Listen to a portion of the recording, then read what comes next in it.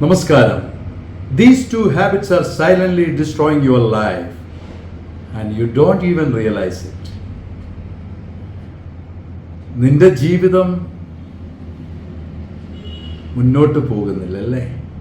പലപ്പോഴും നിരാശയാണ്.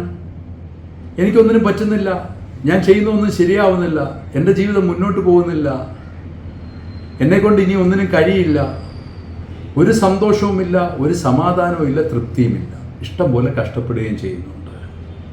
എന്നാലും ഒരു തൃപ്തിയില്ല. എന്തുകൊണ്ടാണ്?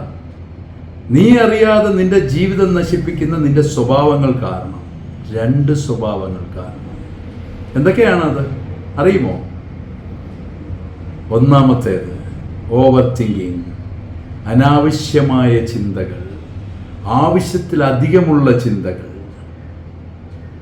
എല്ലാത്തിനെയും കുറിച്ചും ചിന്തയല്ലേ? എന്ത് ചെയ്താലും തൃപ്തിയില്ല, ഇനിയും കൂടുതൽ ചെയ്യണം, മറ്റുള്ളവരുടെ മുമ്പിൽ എനിക്ക് കൂടുതൽ ഇതാക്കി കാണിക്കണം, ഞാൻ ചെയ്തതൊന്നും ശരിയാകുന്നില്ല, ഇതൊക്കെ ഇങ്ങനെ വന്നാൽ എങ്ങനെയാകും, നാളത്തെ കാര്യം എന്താണ്, ഒരു മാസം കഴിഞ്ഞുള്ള കാര്യം എങ്ങനെയാണ്, ഒരു വർഷം കഴിഞ്ഞുള്ള കാര്യം എങ്ങനെയാണ്, ഇന്നത്തെ കാര്യം നന്നായിട്ട് ചെയ്താൽ മതി, ചെയ്യുന്നുമുണ്ട്, പക്ഷെ ആവശ്യമില്ലാത്ത ചിന്തകളാണ്. ഞാൻ ചെയ്തതൊക്കെ ശരിയായോ?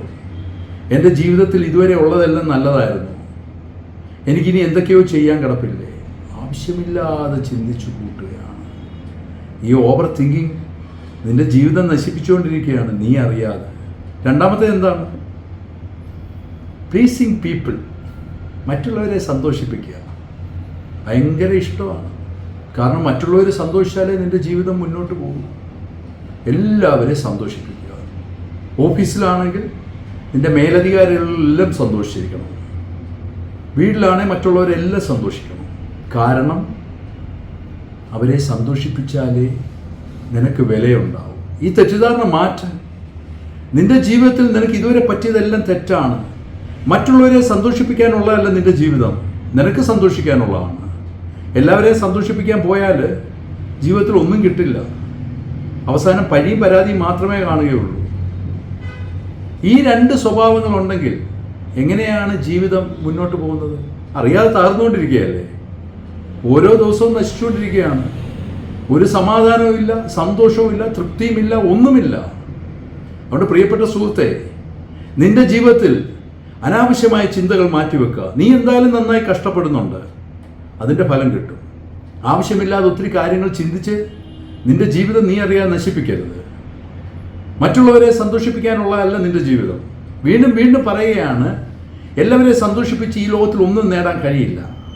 അവസാനം പഴിയും പരാതിയുമാണ്. നീ നല്ലപോലെ നിന്റെ ജോലി ചെയ്യുന്നുണ്ടെങ്കിൽ പിന്നെ എന്തിനാണ് നീ നിന്റെ മുകളിലുള്ള എല്ലാവരെയും സന്തോഷിപ്പിക്കുന്നത്? ആവശ്യമില്ലാതെ പ്ലീസ് ചെയ്യാൻ വേണ്ടി പോകരുത്, അത് നിനക്ക് അപകടം വരുത്തും. ഈ രണ്ട് സ്വഭാവങ്ങളും മാറ്റിവെച്ചാൽ നിന്റെ ജീവിതം നിനക്ക് തിരിച്ചു പിടിക്കാം, അല്ലെങ്കിൽ തകർച്ചയിലേക്ക് പോയിക്കൊണ്ടിരിക്കുകയാണ്. അങ്ങനെ വരാതിരിക്കട്ടെ എന്ന് ഞാൻ പ്രാർത്ഥിക്കുന്നു. ഞാൻ ഡോക്ടർ ഡഗ്ലസ്. Thank you.